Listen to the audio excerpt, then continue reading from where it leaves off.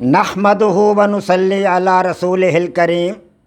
عزیزان محترم، میں Muhammad Aslam Dode, chairman liberal party Pakistan, آپ سے مخاطب ہوں اور آپ دیکھ رہے ہیں liberal party Pakistan YouTube channel. پیش خدمت ہے پروگرام سیرت النبی صلی اللہ علیہ وآلہ وسلم۔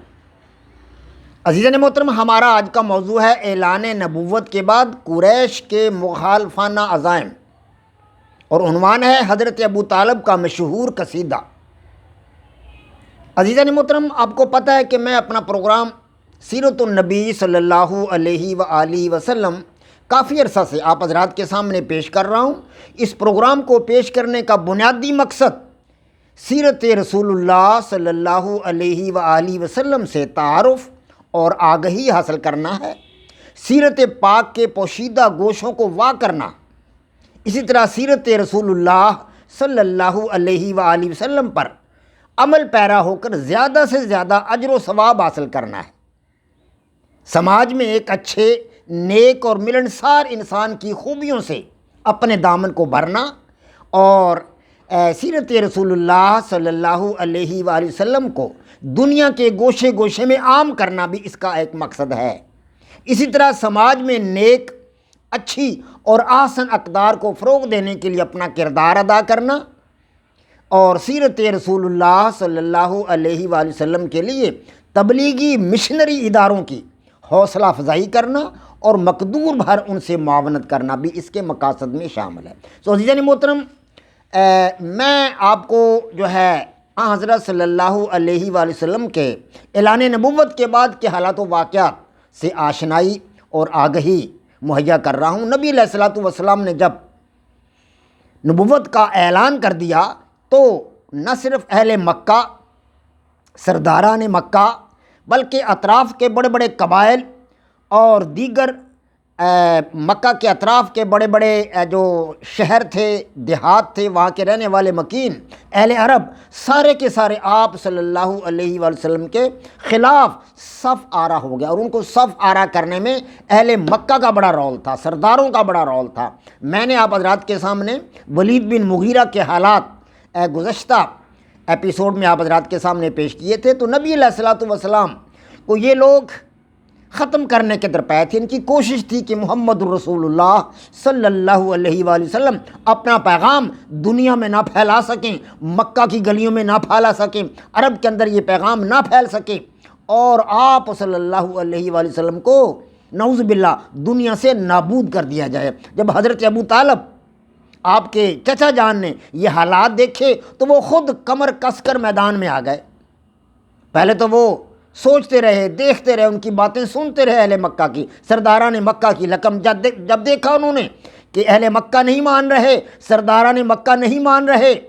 اور وہ محمد عربی صلی اللہ علیہ وآلہ وسلم کو اپنے راستہ سے ہٹانے کے درپے ہیں، تو حضرت ابو طالب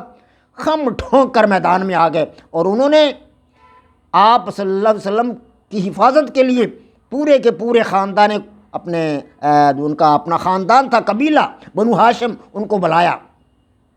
اور وہ بڑے خوش ہوئے کہ سارے کا سارا قبیلہ آیا، اور سب نے عہد کیا کہ ہم محمد عربی صلی اللہ علیہ وآلہ وسلم کی حفاظت کے لیے اپنی جان آفرین کے سپرد کر دیں۔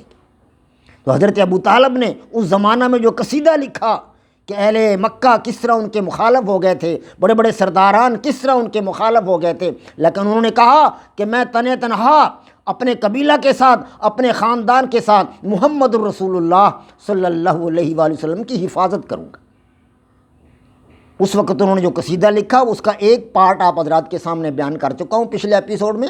آج اس کے اگلے چند اشعار آپ حضرات کے سامنے رکھوں گا۔ تو عزیزان محترم، جب حضرت ابو طالب نے دیکھا کہ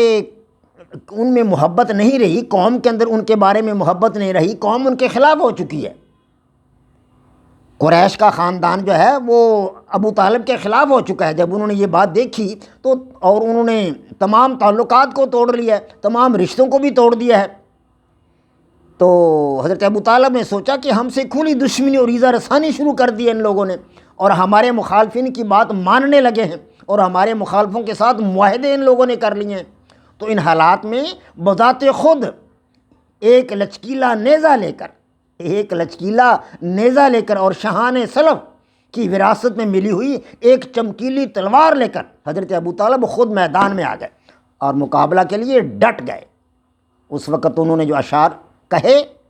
وہ چند اشعار آپ حضرات کے سامنے بیان ہو چکے ہیں۔ آگے انہوں نے فرمایا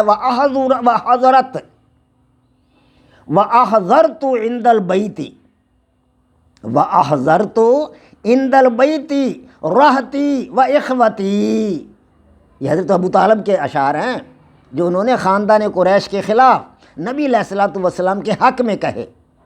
اور یہ ثابت کرنے کی کوشش کی کہ یہ لوگ اب ہمارے مخالف ہو گئے، لیکن مخالفت جتنی مرضی کر لیں، محمد رسول اللہ صلی اللہ علیہ وسلم کی حفاظت ہمارا فرض ہے، اور ہم اپنی جان افرین کے سپرد کر دیں گے ان کی حفاظت کے لیے۔ وَأَحْضَرْتُ عِنْدَ الْبَيْتِ رَحْتِي وَإِخْوَتِي، اور میں نے اپنی جماعت اور اپنے بھائیوں کو بیت اللہ کے پاس بلوایا۔ حضرت ابو طالب فرما رہے ہیں کہ میں نے اپنے خاندان کو، اپنے اہل بیت کو، اپنے عزیز و اقارب کو بیت اللہ کے پاس بلا لیا۔ وَأَمْسَكْتُ مِنْ أَصْوَابِهِ وَأَمْسَكْتُ مِنْ أَصْوَابِهِ بِالْوَسَائِلِ، اور اس کے سرخ دھاریوں اور اس کی سرخ دھاریوں والی چادریں انہوں نے پکڑ لیں، انہوں نے بیت اللہ کی سرخ دھاریوں والی چادریں پکڑ لیں۔ سارے کا سارا خاندان بنو ہاشم اس کو اکٹھا کر لیا حضرت ابو طالب نے، اور خانہ کعبہ کی جو دیوار پر جو چادریں لٹکی ہوئی ہیں ان کی سرخ دھاریوں کو پکڑ لیا ان لوگوں نے۔ اتنی محبت تھی حضرت ابو طالب کو اللہ کے گھر کے ساتھ۔ قیامم معاً مستقبلین، آگے ہے قیامم معاً مستقبلین رتاجہ، قیامم معاً مستقبلین رتاجہ، اس کے عظیم الشان دروازے، اس کے عظیم الشان دروازے کے مقابل اس مقام پر، بیت اللہ کے دروازے کے قریب اس مقام پر، کس مقام پر؟ لدئی حیث یقضی حلفہ کل نافل، جہاں برات ثابت کرنے والا حلف اٹھاتا ہے، جہاں برات ثابت کرنے والا حلف اٹھاتا ہے، سب نے ساتھ مل کر اور کھڑے ہو کر، سب نے ساتھ مل کر، سب کے ساتھ مل کر اور کھڑے ہو کر۔ اگلا شعر ہے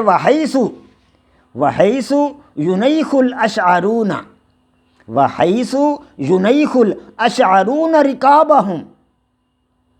جہاں زائرین اپنے اونٹ بٹھاتے ہیں، جو بیت اللہ کی زیارت کرنے کے لیے آتے ہیں، اطراف عرب سے جو لوگ آتے ہیں بیت اللہ کی زیارت کے لیے، وحیث ینیخ الاشعرون رکابہم، جہاں زائرین اپنے اونٹ بٹھاتے ہیں، بمفضع السیول من اساف و نائل، اساف اور نائلہ نامی بتوں کے پاس سے سیلابوں کے پہنچنے کی جگہ، جہاں سیلاب پہنچتے، ذرا نشیبی جگہ تھی نا خانہ کعبہ کے اطراف میں، تو اس جگہ کا وہ ذکر کر رہے ہیں کہ جہاں اطراف عرب سے آنے والے لوگ اپنے اونٹوں کو بٹھاتے ہیں، جہاں نائلہ اور اساف کے بت جہاں کھڑے کیے گئے ہیں، جہاں پر وہ بت موجود ہیں، اور جہاں سیلابوں کی پہنچنے کی جگہ، پانی جہاں پر اکٹھا ہو جاتا ہے، آ جاتا ہے۔ آگے فرماتے ہیں موسمۃ الاعضادی او قصراتہا، وہ اونٹ جن کے بازوں یا گردنوں کے جوڑوں کے پاس قربانی کی علامتیں ہیں، وہ اونٹ جن کے بازوں یا گردنوں کے جوڑوں کے پاس قربانی کی علامتیں ہیں، مخیصۃ بین السدیس، اللہ اکبر، مخیصۃ بین السدیس و بازل،